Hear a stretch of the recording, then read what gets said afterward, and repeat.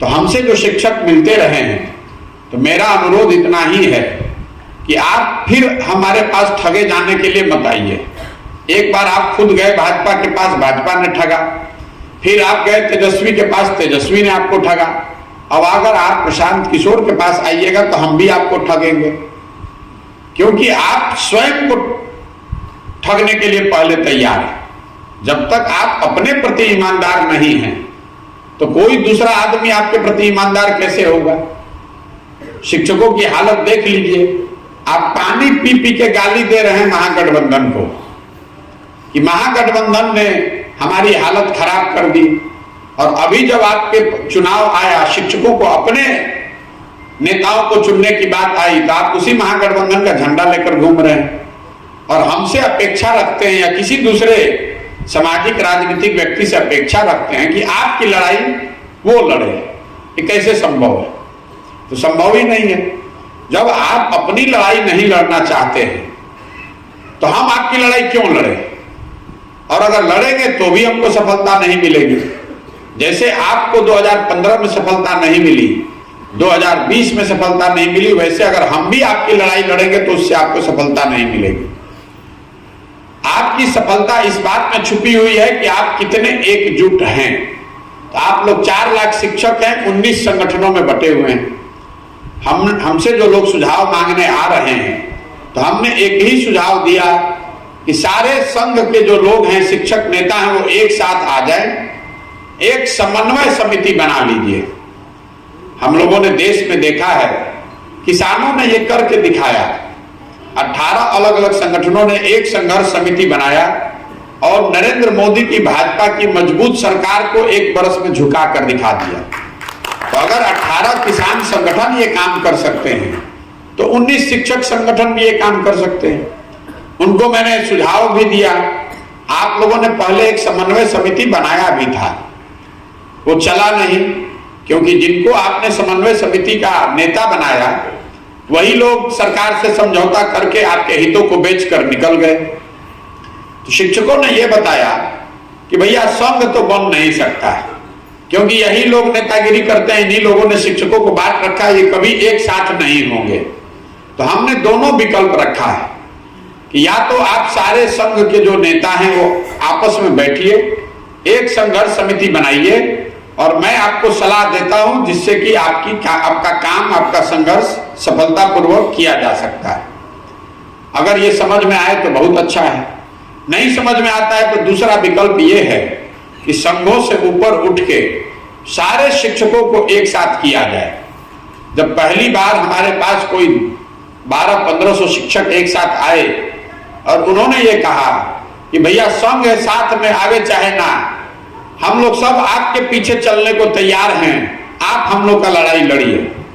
तब हमने आपको ये कहा कि हम ये कैसे मान लें कि आप हमारे साथ चलिएगा? जब आप अपने साथ नहीं चल रहे तो हमारे साथ कैसे चलिएगा?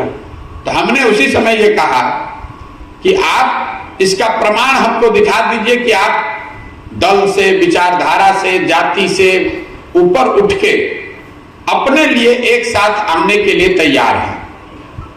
और इसका सबसे बड़ा प्रमाण ये होगा कि जब अभी चुनाव है जो सिर्फ शिक्षकों का चुनाव है और आप शिक्षक हित की, शिक्षक एकता की बात कर रहे हैं, तो आप लोग सब लोग मिलके कोई एक उम्मीदवार के पक्ष में वोट देकर जिताकर ले आइए। हमने आपको ये नहीं कहा है कि आप किसको वोट दीजिए, हम आपको ये कह रहे हैं कि अगर आप कह रहे हैं कि ये दोनों दलों ने आपको ठगा है तो कम से कम उन दोनों को वोट मत दीजिए। अगर उन दोनों को आप वोट देते हैं तो भैया आप हमारे पास क्यों आ रहे हैं?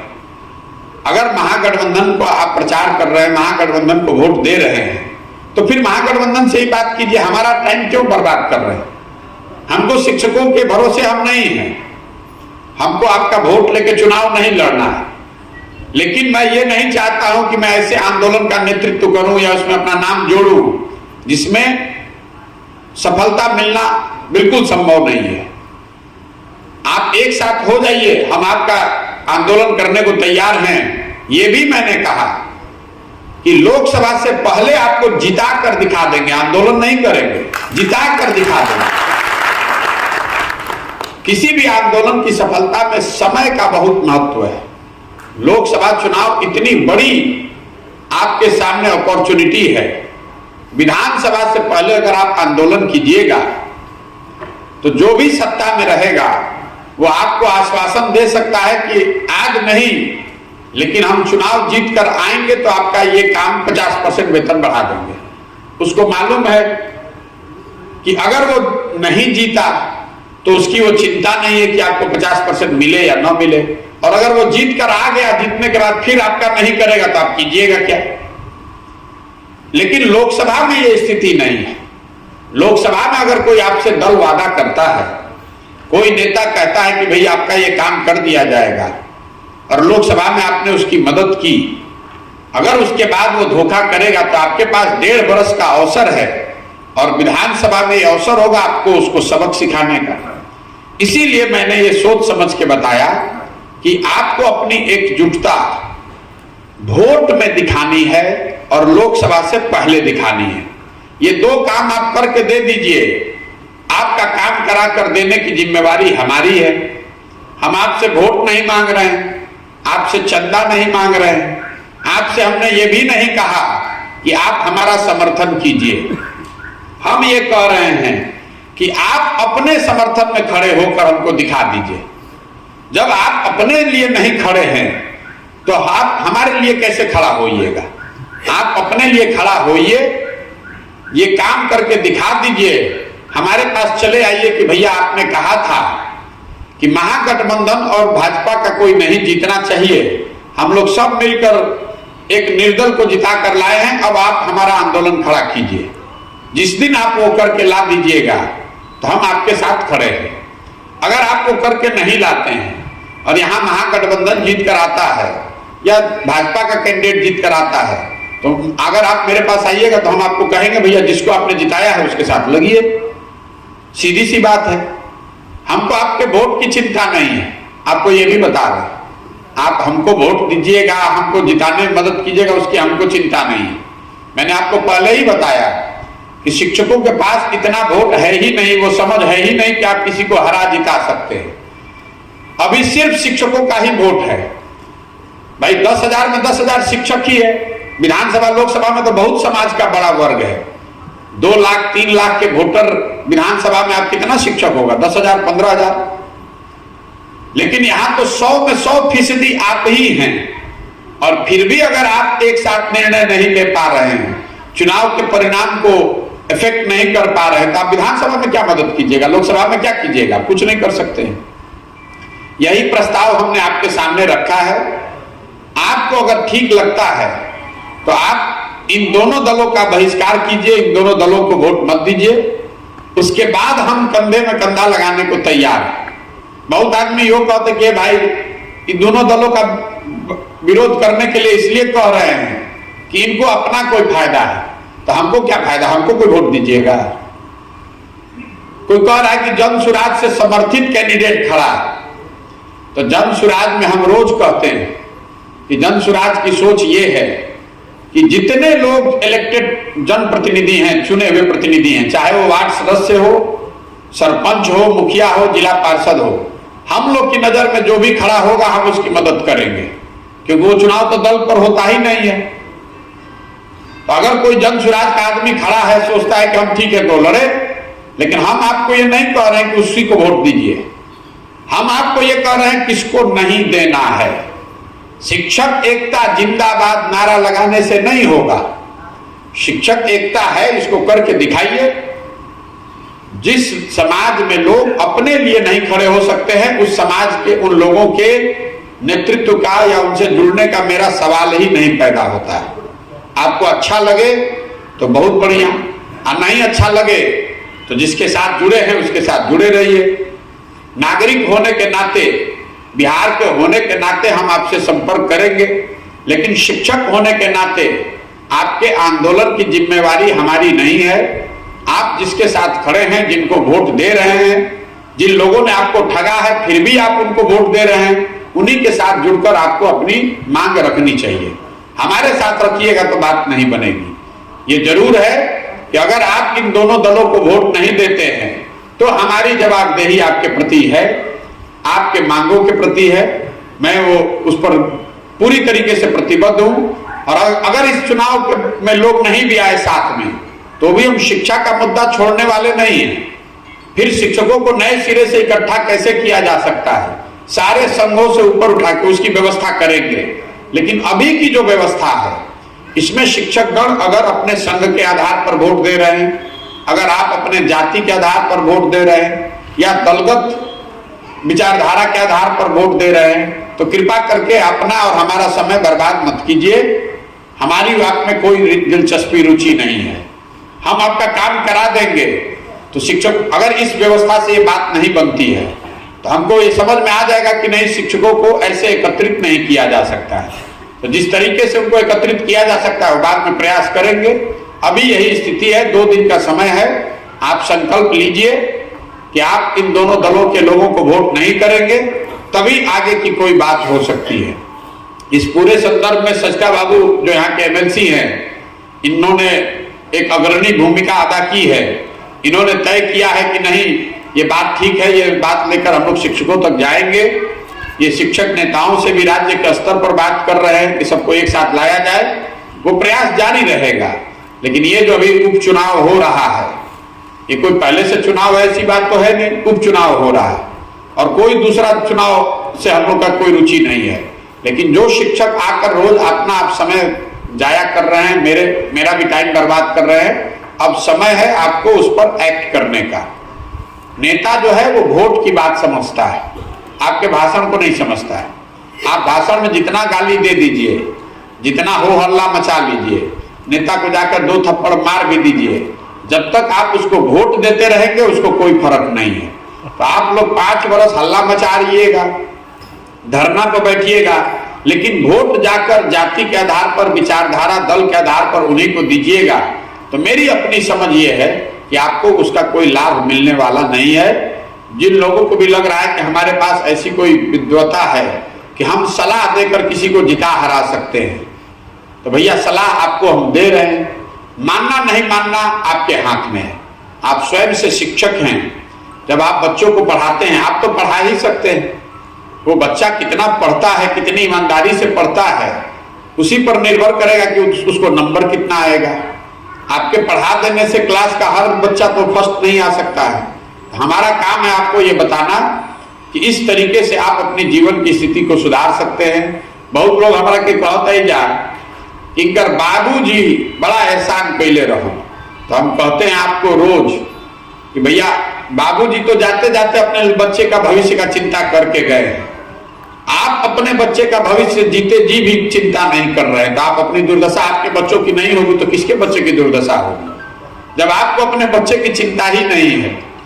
कोई कह रहा है कि भैया 5000 रुपया लेके वोट दे दिए, तो हमने अभी एक पिछली बैठक में कहा कि शिक्षक कितना बेवकूफ है ये तो नहीं हम जानते थे कि 5000 रुपया के चक्कर में, अगर आप 10,000 20,000 रुपए के चक्कर में अगर आप 5 लाख का वेतनमान छोड़ना चाहते हैं, तो आपसे बढ़िया होशियार तो कोई आदमी नहीं है कि आप 20,000 रुपया लीजिए और 5 लाख का वेतनमान छोड़ दीजिए। मैंने ये भी आपको बताया कि भाई अगर आकर कोई पैसा दे रहा है तो पैसा ले लीजिए, आप गुरु दक्षिणा समझ के उसको जेब में रखिए। पैसा वो तो लूटिए के ना लाया है, कोई गाँव बेच के तो लाया नहीं है, लेकिन जाकर चिचरी खींचिए ठीक जगह पर। जो पैसा दे रहा है पैसा लीजिए, रोक मैं बिल्कुल नहीं रोक रहा हूं। इसलिए नहीं रोक रहा हूं कि जो लोग भी पैसा बांट रहे हैं वो समाज के नाम पर कलंक हैं। वो शिक्षकों को 2000 4000 में आपका उन्होंने भाव लगाया है 5000 रुपया, तो आपकी ये जवाबदेही है कि 5000 रुपया लेकर न बिकिए, ताकि आगे किसी की हिम्मत न पड़े आपका भाव 5000 रुपया लगाने का। नहीं, अगर 5000 रुपया आपने अपना भाव लगाया है तो इसके आगे की अपेक्षा भी मत रखिए। जो भी नेता आएगा वो यही समझेगा कि भाई शिक्षक लोग कितना हल्ला मचाइए, जब 5000 रुपया देवो अपने आप आके वोट दे दिया जाए। तो आपको अपना भाव खुद ही लगाना है। मेरा सुझाव ये है कि आप जो पैसा जाति, दल, विचारधारा, उनके बाबूजी ने किसके क्या किया, इन बातों से ऊपर उठकर, इन बातों से प्रभावित हुए बगैर अपने और अपने बच्चों के लिए खड़े होइए। अपना भविष्य अगर सुधारना चाहते हैं तो अपनी एकता का अभी जो मुजाहरा है वो उसको पेश कीजिए। इन दोनों दलों को आप हराएंगे तो आपको पता नहीं चल रहा है कि इसका कितना बड़ा असर होगा। ये दोनों दल जिस दिन हारेंगे उसी दिन आपके आंदोलन का बिगुल बजेगा, क्योंकि लोग अपने आप समझ जाएंगे, वो दोनों दल ये समझ जाएंगे कि बिहार में पहली बार शिक्षकों ने एकजुटता का परिचय दिया है। आपको करना तो ये चाहिए था कि महागठबंधन के प्रत्याशी विद्यालयों में घुस नहीं पाए, क्योंकि जब महागठबंधन के लोग नीतीश कुमार मंच से खड़े होकर आपको गाली दे रहे हैं, कह रहे हैं कि हम आपका काम नहीं करेंगे, और उन्हीं के दल का प्रत्याशी आकर आपके विद्यालय में बैठकर आपका वोट मांग रहा है, आप उसके साथ चाय पी रहे हैं, उसका झंडा लेकर घूम रहे हैं, तो आप अपने आप को खुद के प्रति ईमानदार, अपने बच्चों के प्रति ईमानदार कैसे बता रहे हैं? और ये क्यों अपेक्षा रखते हैं कि प्रशांत किशोर या कोई भी आदमी आपकी मदद करेगा? ये नहीं हो सकता है। तो यही मैं अपनी बात यहीं पर खत्म करूंगा। अगर आपके कोई सवाल जवाब हैं तो आप कर सकते हैं। मेरी शर्त इतनी है कि इन दोनों दलों को वोट नहीं पड़ना चाहिए। बाकी आपको जिसको जिताकर, जिस दिन आप एक निर्दल को जिताकर हमारे पास ले आइएगा, उसके बाद आपके लड़ाई की जिम्मेवारी आपकी नहीं है, वो हमारी है। संसाधन, व्यवस्था, रणनीति, गर्दन सब हम अपना लगाएंगे। आप पहले इन दोनों को हरा कर दिखाइए। और इस बार शिक्षकों के पास कोई एक्सक्यूज नहीं है कि भैया हम लोग तो कोशिश किए लेकिन हार गया। अकेले अगर सारण के शिक्षक तैयार हो जाए तो जीतने वाले प्रत्याशी को 3500 वोट मिलेगा। अकेले 3-3.5 वोट तो खाली सारण के शिक्षकों का है।